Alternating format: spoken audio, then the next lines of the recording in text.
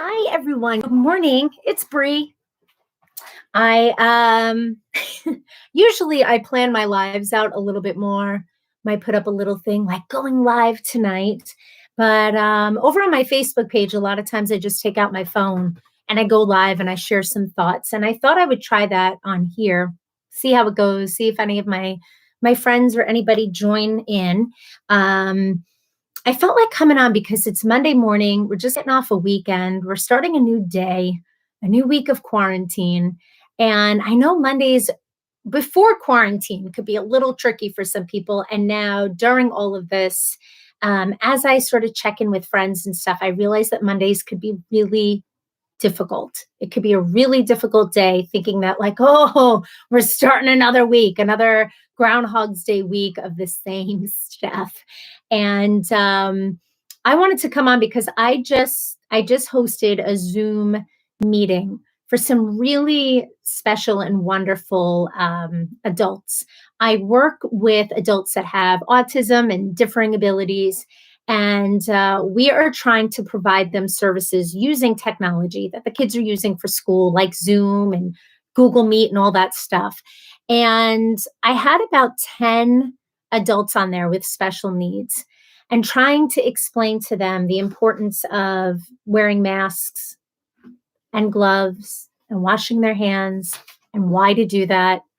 And some of them understood and said coronavirus and, not wanting to spread germs and all of that. And once we got through that, we started talking about how this is really affecting us. And some of them said they're really missing their program. They're really missing their friends and their staff and the work that they were doing in their day hubs and the volunteer sites they went to. And what I heard from them is what they're really missing is not just the socialization, but feeling needed and useful and productive. That's what a lot of them are missing. They're missing that the feeling of doing, doing for others. They did a lot of volunteer sites, a lot of volunteer work, and now they're home.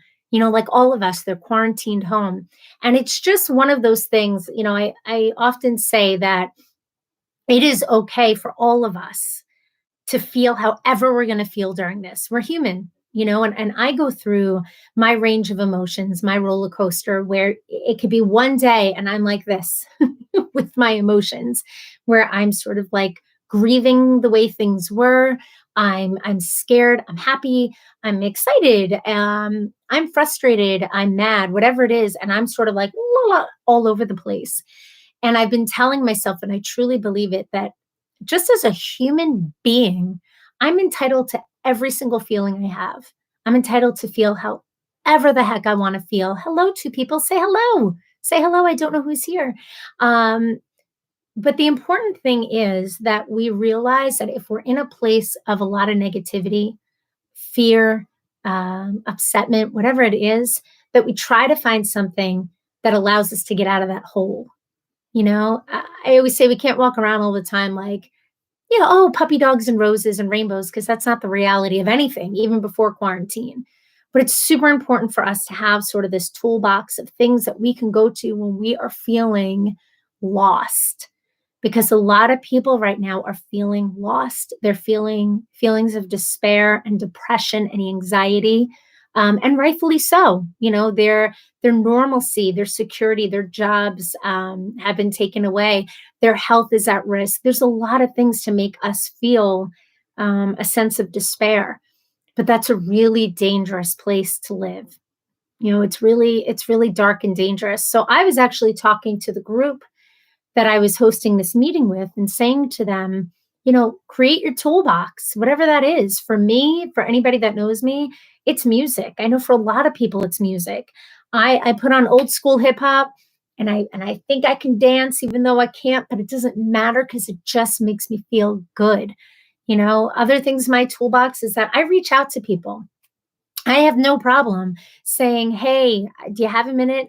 I'm struggling. Can I just chat for like a minute or two? Or I come on live and I'm just like, like verbally to everybody, because that's what helps me. That might not be your thing. Maybe your thing is reading, exercising, art, whatever it is. But don't forget what those things are that help ground you in some sort of positive emotion, some sort of hope, something that gets you out of that feeling of despair and darkness. Um, Again, it's human emotion to feel that way, but to stay in it, it's a dangerous place to be. I'm looking down because my dog Walter has joined me, and he's scratching away right now. But another thing that really helps me is when I do my lives, I like to, be a little quirky and crazy, put on wigs, cowboy hats. Um, Simply because it makes me feel like not a different person, but just a different mindset, a different mindset. Like, oh, I'm doing something fun, and there's a lot to be said about doing something fun. We have two kids here and they want to do all the time. And a lot of times, as a mom that's home with them all day, I find myself saying, like, please leave me alone. Like sometimes I'm just like, I don't want to do the pretend play. I don't want to do A, B, and C. And this weekend, I really forced myself to be part of their fun because I could see they were really craving that. They're like, we just want you to play with us. Knife to the heart. I'm like, okay. And I have to tell you, I had fun. We were playing balloon volleyball. They made a pretend restaurant. I got real ice cream involved in that. And it was delicious. But there's a lot to be said about kind of going back to basics of what fun is, bringing out a game, whatever it might be for you. But I just, like I said, I wanted to reach out because I know a lot of people right now they're struggling again, and rightfully so. The other thing I wanted to touch on about that, yeah, that sounds right. Is if you are struggling, and I've talked a lot about this in like my videos and my lives, there is nothing wrong with first having self awareness enough to know that you're struggling through this. The second is being able to reach out to somebody and just asking for help. I have a few friends that during this have told me they've reached out to their doctors to say, I am having such a hard time right now. I've never used medication. I've never needed that for anxiety, but I don't know what to do with my emotions. And their doctors have helped them by giving them something that's temporary to help them through this. And guys, that's not a sign of weakness. That's the exact opposite. When you can reach out and say, this is bigger than my own ability to handle it on my own, that is such a sign of your strength that you're able to have that self-awareness and just ask for help. I've been pretty open and I have shared that back in November, I think it was November, I had started Lexapro for my own anxiety. And for years and years, I had fought against that decision because I was so afraid to take anything that might alter my personality, I thought, that might make me not a present person, that might make it so that I was so reliant upon something like medication. And then I realized, no, it's my son. I need a little help. And I had that conversation with my doctor, and I'm so glad I did. Hey, buddy, are you hurt? Are you on fire? Is there a fire in the house? Okay, then I need you to go upstairs, shut the door. I asked for 10 minutes. That's all I asked. What? I'm almost done. Yeah, you know what? I'm going to take another 5 minutes. That's it. 5 minutes and then I'm done, okay? Okay, bye. Okay, bye, buddy. Can you shut the door, bud? I just did. You didn't just shut the door because I still hear you. Well, I'm not sure that that's true. Can you shut it all the way? It's already shut all the way. It's already shut all the way. Then why do I hear him as if he's like literally right there? You're talking through the vent. You're talking through the vent. Yeah. And there goes Walter. Sure, he's talking through the vent. Okay. Hey, bud. Hi. And that's what happens when you have kids, right? How many of you are working from home and it's like, there's a kid or a dog just like here. But anyway, I wanted to share for anybody that might not be familiar with like my lives or my videos. I've been in that place of really like, I'm at the end of the rope and I need some help because I am struggling. And I'm so glad that I reached out to my doctor and I had that conversation because I'm sorry, I'm distracted by him. It's really helped me. I've also been kind of struggling a little bit with all this free time. I don't know if anybody else is like that. I feel like there are people who will really make use of all of this time and like their house will be incredibly organized or they're like on top of their fitness and nutrition. I'm trying so hard to be that person, but I have a lot of difficulty sort of like pushing start and going. So I've been kind of like testing out little tricks here and there. And one of them I talked about on a live on Facebook this morning, and I discussed it in a video. There's a YouTuber named Louise Waiter. Love him. I love him. And he talks about this 10-minute sort of rule or trick that he does when he is looking at a task that just seems so daunting or overwhelming, or he's just sort of like in a rut. He says, okay, I'm giving myself 10 minutes. And he starts the timer for 10 minutes and he just goes and he does the thing. And he, there, what is it that you're doing? You just want to be part of it. You wanted to like photobomb. That's fine, buddy. He's so cute. Lisa, hi. Lisa says I'm suggesting. I think that means struggling. I'm struggling through this. I can't see my friends and my boyfriend and go to work and see everybody and be able to be independent. Yes, I know. Lisa, I was just talking about, oh my goodness, getting off my foot here because it's falling asleep. I was just talking about this whole 10-minute trick that I've been doing. So sometimes when I'm feeling like that, when I'm struggling and I'm missing people, I'm missing my mom and my dad and my friends, and I sit in that, I could really get into a dark place. And I can't let myself be in that too long, especially with the kids here. But something that I've been trying to do is I set my timer on my phone for 10 minutes. And especially if it's something that needs to be done, like the kitchen's looking a little hairy or something needs to be organized. I give myself 10 minutes and then it motivates me to get as much as I can done within that 10 minutes because I know in 10 minutes, done. The timer goes off. Sometimes I'm on a roll then and I'm like, I'm going to keep going. And other times I'm like, okay, tapping out. I'm done. I'm going to come back to this later or tomorrow. It's just finding these little tricks to kind of keep you motivated and help you through things. Another thing that his poor ear, my nails don't normally look like this. My daughter did my nails the other day in all different colors, high quality nail polish. As you can see, they're chipping like crazy. But Lisa, what I might suggest to you, and I don't know if you've been doing it, and I know, and I've said this before, I know FaceTime isn't the same. It's not at all the same as face-to-face interaction. But if you have any friends that have FaceTime or, Zoom or whatever it might be, to just make sure you're reaching out to people, that just because you can't see them face to face doesn't mean you can't still check in and have conversations, because it's super important. It's super important to just touch base with people. I try to every day, at least two people, where it's either I'm shooting a text to a friend or I'm picking up a phone and actually having a phone call or a FaceTime with somebody, just to check in, whether it's one of my parents, a relative, a friend, whomever, just to say, how are you doing? And I've spoken about this too. That question, how are you doing, is such a powerful question, especially when you mean it, right? When you're genuine. Because if you think about it, hello, three people, say hello so I know who you are. But when you think about it, before all of this started, we would say, hey, how's it going? How are you? In passing, without really giving it much thought.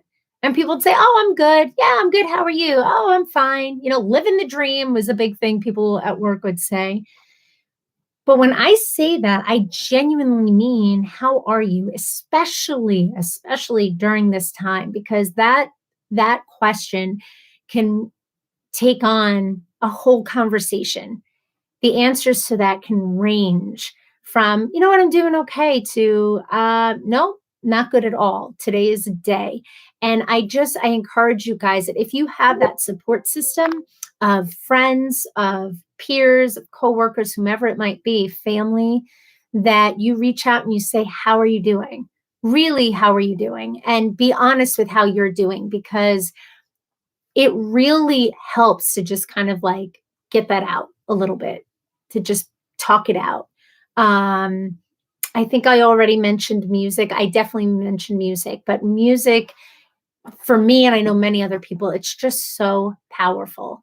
If you're sitting there in quiet, quiet is great, but quiet can also be uh, a very isolating sound, especially during this. If you're sitting alone and isolated and there's no sound going on around you, that could be very isolating. When all you have to do is put on your favorite song and get up and move around, especially if you're cleaning or organizing or whatever it is, it could really help you kind of get through that. So, what, like I said, I just want to hop on, see how everybody's doing, tell you that if you know me, if we're friends, family, whatever, and you need to reach out, please do, because I know Mondays can be hard. Mondays can definitely be hard, but I'm trying to look at Monday as the start of a new week where good things could happen. I try to hold on to a few things. One is I tell myself this is only temporary, because it is. It is only temporary. When we get through this, life isn't going to be exactly the same as it was. It's going to be different, and I'm hoping it's going to be better. Another thing I'm big on saying on my other groups is try to find the blue and the green. I stole that from somebody. I'm not sure who it was, but blue and green in a situation that looks dark. When you're in a situation that looks so dark and so out of your control, there is always a blue and a green. There's always something there to find joy in. Sometimes you just have to put a little bit more effort into finding it. Okay, that's super important to know. Lisa says, I do FaceTime all the time, but it's not the same. It is not. And have FaceTime with my boyfriend, and it feels like I'm with him. Yeah, absolutely. Lisa, all of this technology can be great, but it absolutely doesn't take the place of actual human contact and socialization. However, when that's not an option, this is the next best thing, because it allows you to still have contact, even though it's not that physical hug and you're here in my space. It gives you something, and that's super important. One other thing, and I've shared this with my other groups before. This is my little journal here. And for anybody who hasn't heard my quick spiel on gratitude practice, I used to look at gratitude practice as some like hokey pokey, like that's ridiculous type of thing. And until I started doing it. And guys, during this time, this is something that I have to tell you, it can be a game changer for you. Think about it this way. Yesterday, I can look at the day yesterday and I can say it was a beautiful day, but by the time my family got out, it was cold and it was dreary and the sky was a little gray. And we went to the preserve and we were freezing. And my son went running in the parking lot to get out his energy, and he fell and he cut up his hip and his knee and la, la, la. And I can really focus in on all those things that are true. But when I look at the day that way, I'm like, well, that was a terrible day. But instead I'm choosing to try to find the green and the blue in the day and the gratitude. And guys, gratitude practice isn't about just saying, oh, I'm grateful for my health and my house and my this and my that. Those are super important things to be grateful for. Gratitude practice is about finding the really small things to be grateful for, the really small ones, a good cup of coffee, a great song, a phone call with a friend, anything like that. My dad is here. Guys, hold on one second. Oh, and my charger. Damn. Okay, my battery is blinking at me. That's like 101 stuff. You don't go live without your charger. I'm going to come back on live tonight, though. So, guys, I'm going to go. I love you guys so much. I seriously do. Please remember to reach out, to reach into your bag of tools to make you, find some joy in the day. And I'll talk to you guys soon. Love you so much. Bye.